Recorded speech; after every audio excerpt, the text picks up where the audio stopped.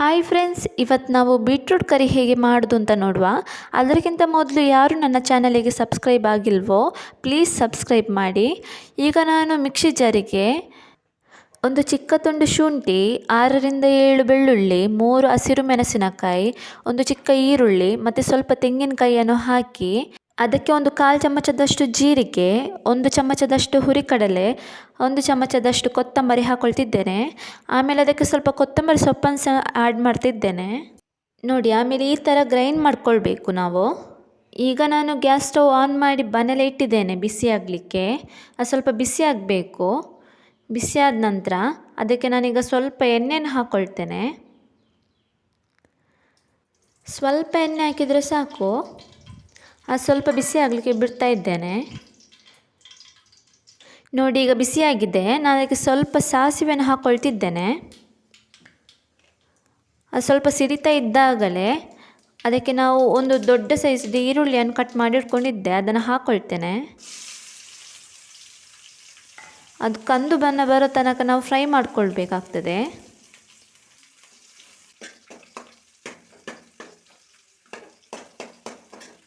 ನೋಡಿ, ಈಗ ಫ್ರೈ ಆಗ್ತಾ ಉಂಟು.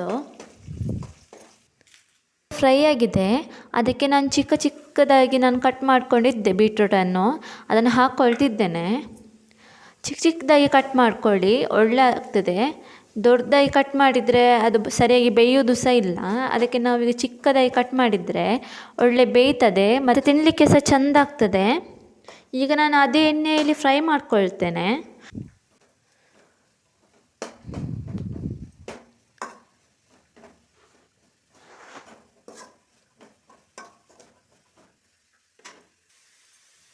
ಈಗ ನಾನು ಅದಕ್ಕೆ 2 ಟೇಬಲ್ ಸ್ಪೂನಷ್ಟು ರೆಡ್ ಚಿಲ್ಲಿ ಪೌಡರನ್ನು ಹಾಕ್ಕೊಳ್ತೇನೆ. ಆನಂತರ ರುಚಿಗೆ ತಕ್ಕಷ್ಟು ಉಪ್ಪು, ಒಂದು 1/4 ಚಮಚದಷ್ಟು ಅರಶಿನವನ್ನು ಸಹ ಹಾಕ್ಕೊಳ್ತೇನೆ. ಹಾಕಿ ಚೆಂದ ಮಾಡಿ ಫ್ರೈ ಮಾಡ್ಕೊಳ್ತೇನೆ. ಈಗ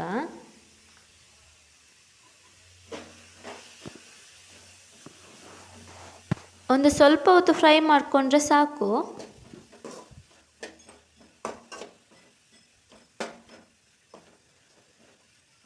ಈಗ ಅದಕ್ಕೆ ನಾನು ನೀರನ್ನು ಆ್ಯಡ್ ಮಾಡ್ಕೊಳ್ತಿದ್ದೇನೆ.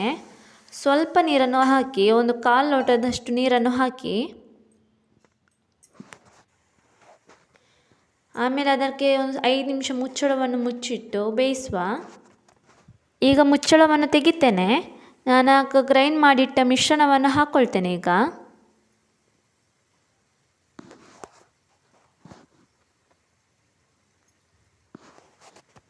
ಅದನ್ನೀಗ ಚೆಂದ ಮಾಡಿ ಫ್ರೈ ಮಾಡಿಕೊಳ್ಬೇಕು. ಹಸಿ ವಾಸನೆ ಎಲ್ಲ ಹೋಗಬೇಕು ಅದರದ್ದು, ಅಲ್ಲಿ ತನಕ ಫ್ರೈ ಮಾಡಿಕೊಳ್ಬೇಕು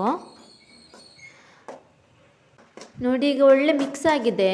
ಅದನ್ನೀಗ ನಾನು ಮುಚ್ಚಿಡ್ತೇನೆ, ಹಸಿ ವಾಸನೆ ಎಲ್ಲ ಹೋಗಬೇಕಲ್ವಾ.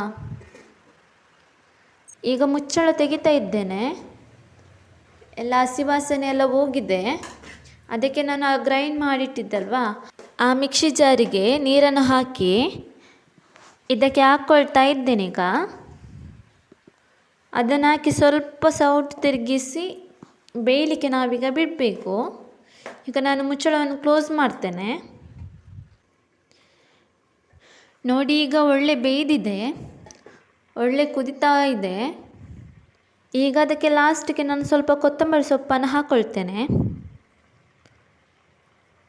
ನೋಡಿದ್ರಲ್ವಾ ಫ್ರೆಂಡ್ಸ್, ಬೀಟ್ರೂಟ್ ಕರಿ ಹೇಗೆ ಮಾಡೋದು ಅಂತ. ನೀವು ಒಮ್ಮೆ ಟ್ರೈ ಮಾಡಿ ನೋಡಿ. ಹಾಗೆ ಹೇಗೆ ಆಯಿತು ಅಂತ ನಮಗೆ ಕಮೆಂಟ್ ಮೂಲಕ ತಿಳಿಸಿ.